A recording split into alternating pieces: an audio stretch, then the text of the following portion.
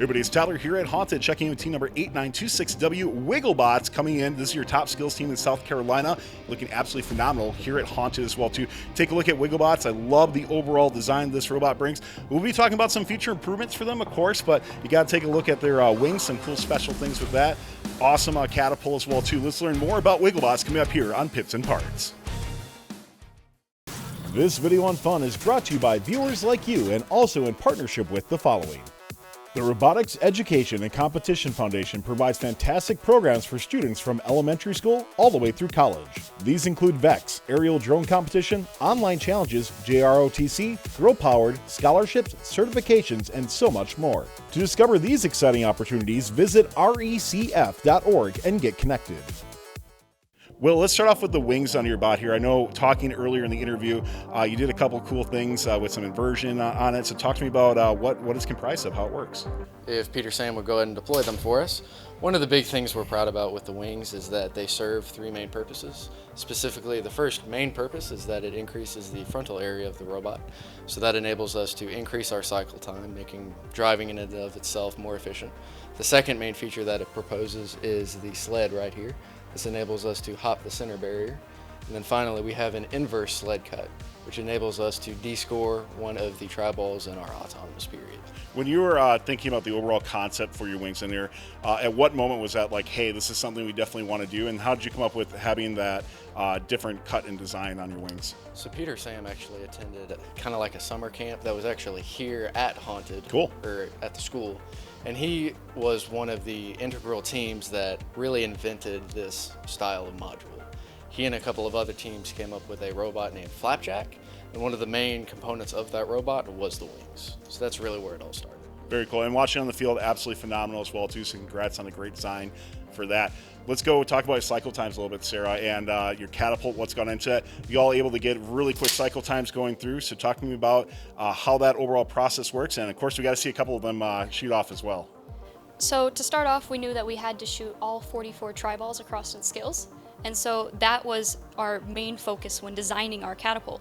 And so as we sped it up, we timed how many it takes to go across. And then we broke it down to figure out that it shoots one tri-ball every 0.68 seconds.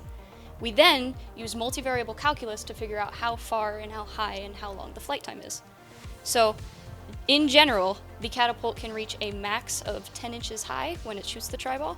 Its range is about 1.75 feet. And its flight time is about 0.6 seconds.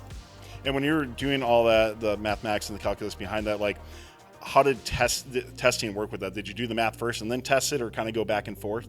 We did the math first, and then we were able to use that in our autonomous. And so we implemented the times that I calculated in Peter Sam's autonomous just over the entire season. All right, well, we got to put the money where the mouth is here, so show me off how that process works. I'd love to just see it go off.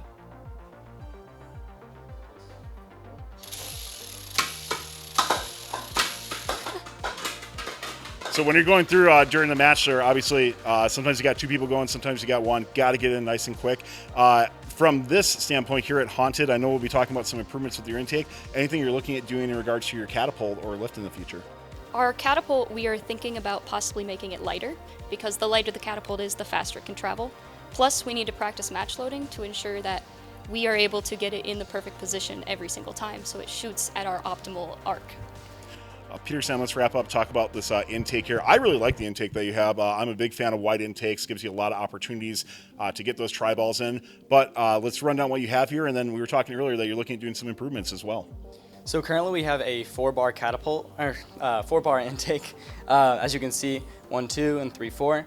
We use this intake as well as a retraction system using pneumatics featured on or connected to each of the different bars. As well as we use a lot of high-strength axles on the top of our intake and the back bar, which gives us more rigidity, as well as pretty much just more structural, strength. One thing about the 2-bar that we have been looking at so far, it works pretty well since it can go over the goal, which allows you to put a tri-ball into the goal much easier. But this intake has worked very efficiently since we're able to retract a tri-ball and then hold it for pretty much as long as we need to. Can we see a tri-ball come in and demonstrate how that works?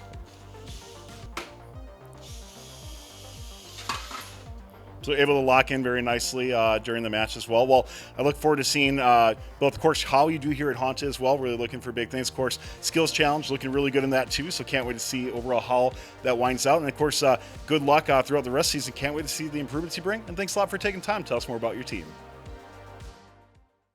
This video on fun is brought to you by viewers like you and also in partnership with the following.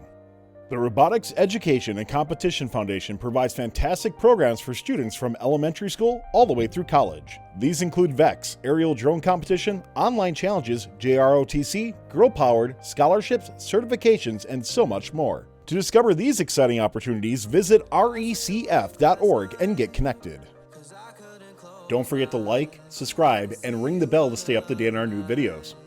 Keep the conversation going and provide your input to our content. Most live shows can be found on the First Updates Now YouTube channel, live competitions at twitch.tv/firstupdatesnow, and join our Discord at discord.gg/firstupdatesnow. Check our other social offerings on TikTok, Instagram, Facebook, and Twitter.